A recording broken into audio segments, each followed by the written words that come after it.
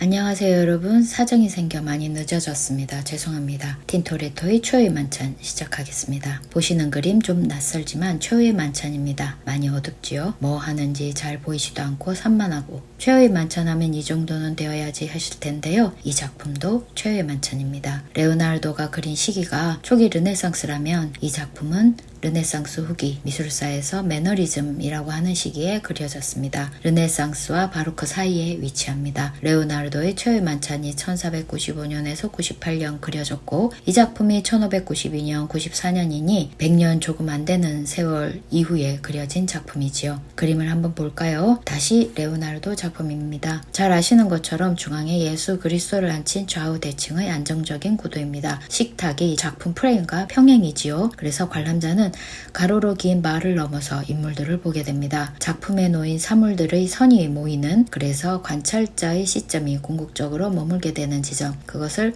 소실점이란다 말씀드렸는데 레오나르도의 최후의 만찬 소실점이 중앙에 있습니다. 좌우 대칭에 식탁이 가로로 놓인 소실점은 중앙에, 뒤로 난 세 개의 밝은 창과 더불어 관람자의 시선은 그리스도가 앉은 중앙으로 가게 되어 있습니다. 그러니 보는 사람은 중앙 예수 그리스도의 눈높이에서 편안하게 작품 속 상황을 파악할 수 있습니다. 고전적 르네상스의 대표적 작품이지요. 그런데 틴토레토의 최후의 만찬 완전히 다릅니다. 우선 구도는 작품의 성격을 결정짓는 아주 중요한 요소입니다. 이 작품은 대각선 구도로 좌우 불균형의 비대칭입니다. 좀 극단적이지요. 이 구도에선 아무리 얌전히 그려도 혼란스러움이 즉각적으로 발생합니다. 이런 특징은 바로크로 넘어오며 드라마틱한 역동성으로 발전합니다. 왼쪽 아래에서 오른쪽 위로 식탁이 놓이니까 화면이 위와 아래로 두 조각이 나면서 관람자의 시선이 왼쪽과 오른쪽 둘로 나누어집니다. 이제 소실점을 볼까요? 빠르게 시선을 한쪽 구석으로 몰고 가 마치 화살 쏘듯이 꽂아버립니다. 대각선 구도의 속도감으로 인해 강한 에너지와 다이나믹함이 발생합니다. 소실점이 모이는 지점, 레오나르도가 예수 그리스도를 위치시켰던 그 지점이지요. 볼까요? 뭐가 있나요?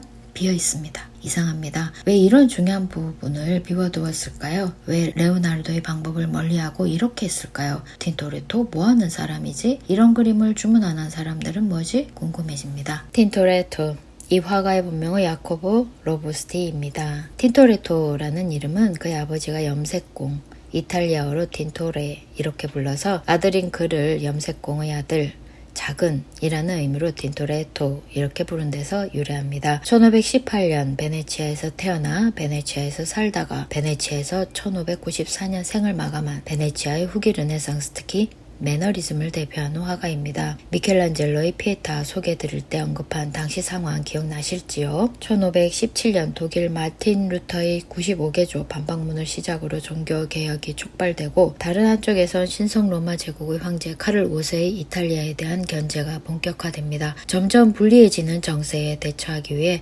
로마 카톨릭은 교황령을 중심으로 1526년 프랑스, 밀라노, 나폴리, 피렌체, 베네치아 공화국 등과 꼬냑 동맹을 체결하죠. 그러나 카를 5세의 전략에 밀려 그마저 분열, 해체됩니다.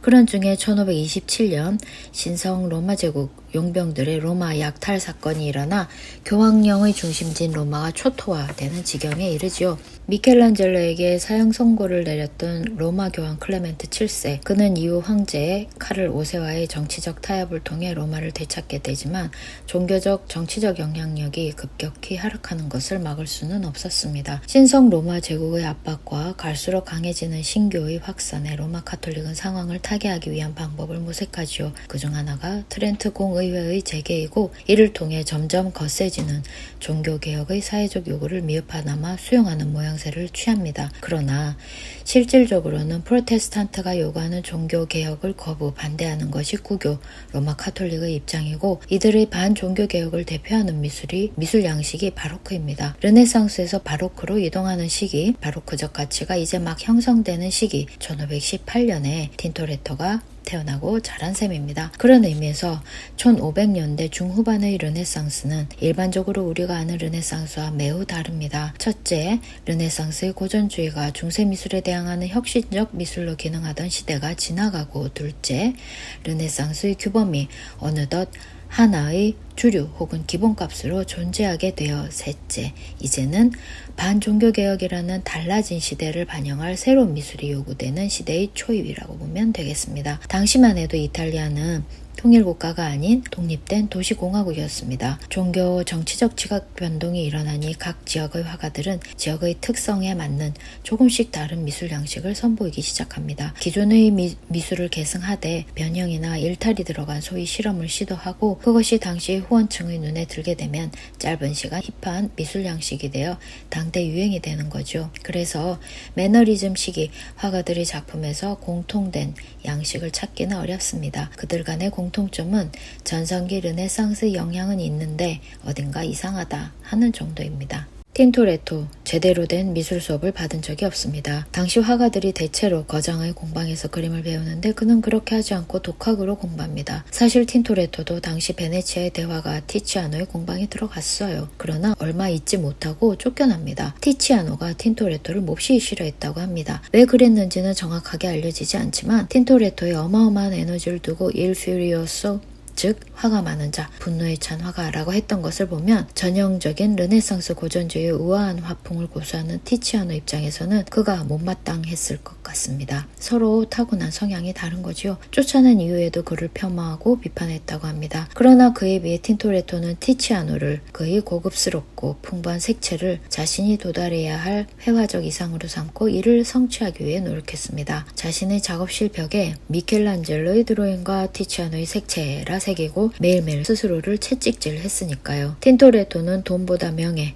출세를 우선시해 그림을 무료로 그려주기도 하고 예상보다 훨씬 적은 금액으로 작품을 제작하기도 했습니다. 1564년 스콜라 디 산로코의 에피소드 유명하죠. 지금으로 치면 공개 입찰 경쟁에서 스케치를 내기로 한 날에 완성품을, 그것도 작품을 설치하기로 한 그 천장에 마치 자기 자리인 것처럼 몰래 와서 걸어버리고 기증하겠다고 해버려 작품 입찰의 영광을 가로채버렸습니다. 돈을 받지 않고 덤비니 입찰에 초대된 다른 경쟁자들은 속수무책 당할 수밖에 없었습니다. 이후 틴토레토는 스콜라 전체의 작품을 담당하게 되었고 이후 들어오는 많은 주문을 특유의 빠른 작업 속도로 소화했습니다. 프레스테자, 빠름이라는 뜻의 그리기 기법을 이용해 다른 화가가 2년이면 걸릴 그림을 이틀이면 그렸다고 하는데 고지고대로 믿기는 어렵지만 빨리 그리긴 했나 봅니다. 유럽의 고급 고객을 당시 1인자 티치아노가 독점했다고 한다면 티치아노에게 접근하지 못한 나머지 수요층은 틴토레토의 빠른 실행력과 유연한 가격 책정 그리고 높은 회전율에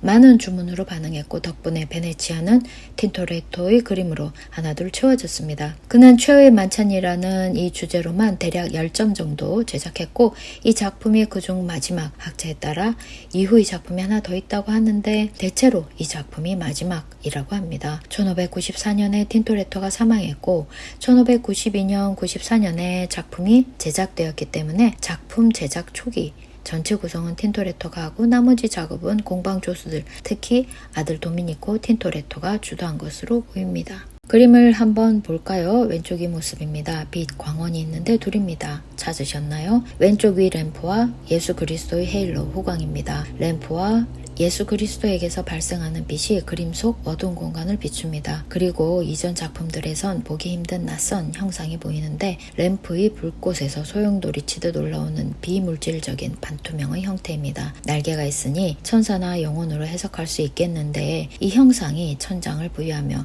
좌우 상단을 메우고 있습니다. 램프 아래 두 여인이 있고 옆으로 예수 그리스도를 지나면 제자들과 시중드는 사람들이 보입니다. 이들은 뒤에서 발생하는 광원으로 인해 아주 강한 역광으로 처리되어 있습니다. 역광으로 사진 찍으면 어떻게 되지요? 경험이 있으실 텐데 대상의 디테일이 그림자에 묻혀버립니다. 작품에서처럼 바로 뒤 혹은 바로 옆에서 빛을 비추는 경우는 광원과 가까운 만큼 그림자가 강해져 대상을 파악하기 힘듭니다. 결과적으로 명암의 극적인 대비만 남아 상황에 집중하게 됩니다. 이러한 명암의 대비는 이전에 제가 모나리자에서 설명해드렸던 명암 대조법 즉 키아로스쿠로가 발전된 것입니다. 레오나르도가 아웃라인, 그렇죠, 형태선, 그거 없이 인물을 그리다 보니 형태가 뭉개져서 이를 보완하기 위해 생각해낸 방법이지만 르네상스 후기로 오면서 몰입과 극적 순간을 강조하는 기법으로 발전합니다. 나중에 테네브리즘이란 이름으로 바로크 미술의 주요한 특징이 되지요. 대표적 화가가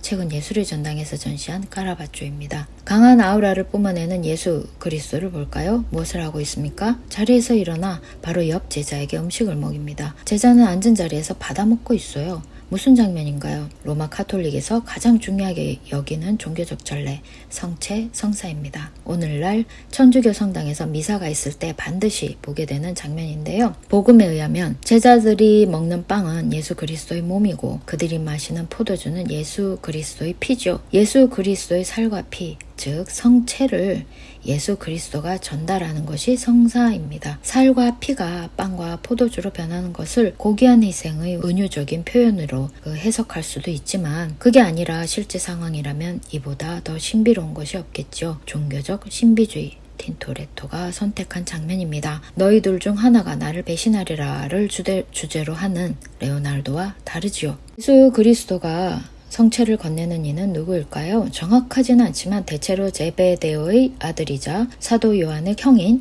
큰 야고보로 간주합니다. 레오나르도의 작품에서 예수 그리스도의 오른편에 앉았던 인물이고 한국 사람들이 많이 가는 스페인 산티아고 데 콤포스텔라 순례길의 주인공입니다. 산티아고는 야고보의 스페인식 이름이지요. 스페인의 수호성인으로 12제자 중에 가장 먼저 순교한 인물입니다. 그 모습을 바라보는 그리스도와 같은 색의 옷을 입은 이가 사도 요한이고 큰 야고보 옆에 서 있는 이가 시몬 베드로입니다. 그 외 인물은 알아보기 힘든데 유다는 어디 있을까요? 사도 요한 맞은편 후광 없이 식탁에 마주 앉은 인물이 한 명 있습니다. 유다로 보입니다. 그릇에 손을 넣거나 소금꿀 쓸없거나 돈주머니를 쥐고 있지는 않습니다. 그동안 익숙하게 본 유다의 전형성을 띠고 있지 않아요. 그래서 12명의 제자 가운데 유다를 바로 알아채기 어렵습니다. 저 인물이 유다가 아닐 수도 있어요. 당연한 듯 찾게 되는 배신자의 유다를 왜 이리 찾기 어렵게 해두었을까요? 중요하지 않기 때문이지요. 패러다임이 바뀌었다는 것을 알 수 있습니다. 이제 대각선 아래를 볼까요? 위쪽이 좁은 공간에 많은 인물이 배치된 것에 반해 이것도 매너리즘의 특징 중 하나입니다. 아래쪽은 3명의 시중드는 사람, 2마리 동물,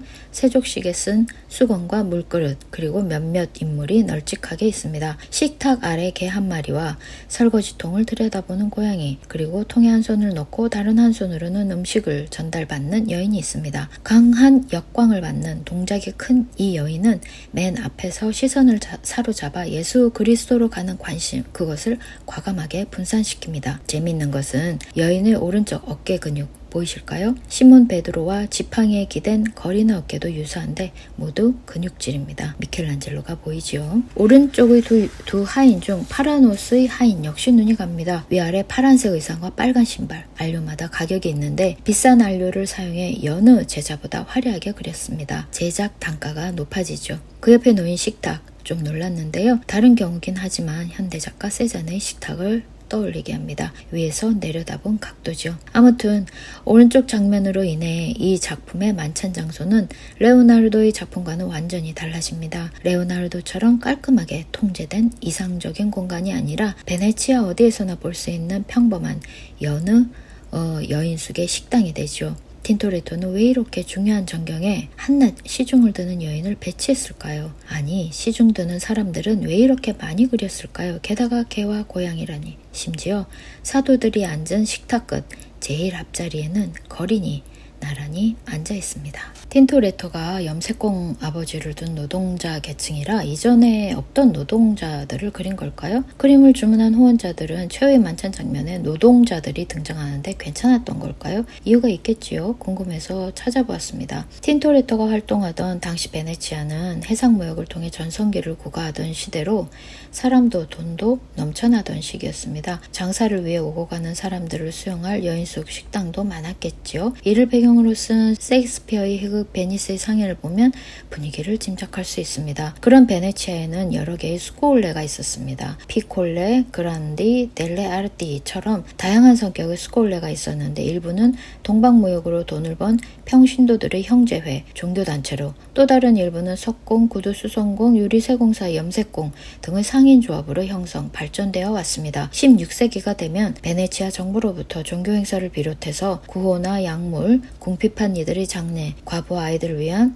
호스피스, 순례자를 위한 음식, 숙박, 죄수들을 위한 자선 등 일체의 사회적 활동을 위임받아 영향력 있는 기관으로 정착합니다. 많은 건물을 짓다 보니 자연스럽게 건축가, 조각가, 화가 등 예술가들을 위한 후원자 역할도 하게 되지요. 1580년대 제작된 이 작품을 보면 당시 베네치아를 짐작해 볼 수 있는데 포도를 따고 술을 만드는 농부들과 소, 그리고 일하는 아이들을 전면 가득 그려놓고 왼쪽 위 멀리 뒤쪽에 보이지 않을 정도로 작게 10개명을 받는 모세를 배치한 것을 볼 수 있습니다. 독특하죠? 개인 소장입니다. 틴토레토에게 최후의 만찬을 주문한 곳은 산 조르조 마조레 성당이고 이 성당은 절제와 금욕으로 유명한 베네딕트 수도회 소속입니다. 베네딕트 수도회는 노동을 신성시하여 기도하며 일하라를 모토로 합니다. 어떤 이는 요한복음 13장 14절에서 16절을 강조한 그림이다 라고도 하는데 진을 떠나서 이 정도면 틴토레토가 왜 노동자를 그렸고 그들을 사이드에 밀어두지 않고 예수 그리스도만큼 중요한 위치에 그렸는지 알 수 있습니다. 마지막으로 이 작품에 대해 하나 더 언급할 것이 있습니다. 일반적으로 우리가 현대 미술 작품을 보는 곳이 어디지요? 미술관, 갤러리입니다. 하지만 과거 미술 작품은 특정한 장소, 대개 성당, 교회에서 보게 됩니다. 이는 화가에게 더 많은 고려할 사항이 주어지는 것을 의미합니다. 넓은 하얀 방에 조명받으며 불특정 다수에게 덩그러니 공개되는 현대미술관, 갤러리와는 다르지요. 성당, 교회는 매주 미사가 이루어지고 성가대 교회가 울려 퍼지고 신부, 수도사, 수녀, 평신도들이 묵상과 기도를 올리는 삶을 살아가는 공간입니다. 틴토레토의 이 작품은 성당의 사제관 오른쪽 측면에 설치되어 있습니다. 사제관은 미사 중에 신도들이 앉는 본당과 주 제단 뒤편에 수도사 성가대석으로 공간이 분리되어 있어요. 성과 속을 나누는 이 대각선 구도, 위쪽의 성체성사는 사제관의 성가대석에 앉은 수도사들과 연결되고 아래쪽은 미사에 참석한 평신도들의 시선과 연결됩니다. 사제관 미사에서 본당 의자에 앉은 평신도들은 여인숙의 여인, 하인들과 섞여 성체성사의 전례가 이루어지는 공간에 함께하는 느낌을 줍니다. 자, 이렇게 작품을 살펴보았습니다. 여러분은 어느 작품에 더 마음이 가나요? 수평 수직의 좌우 대칭으로 엄격한 질서 속에 단정하게 자리한 레오나르도의 최후의 만찬이 좋으신지, 아니면 평범한 사람들과 일상 속에 섞여 부산스럽지만 다이나믹하고 뭔가 알 수는 없지만 신비스러운 영적인 기운이 가득한 어느 여인숙을 그린 틴토레토의 최후의 만찬이 좋으신지, 두 작품의 비교를 통해 나의 지극히 사적인 미적 취향은 어느 쪽인지 한번 가늠해 보셔도 괜찮겠습니다.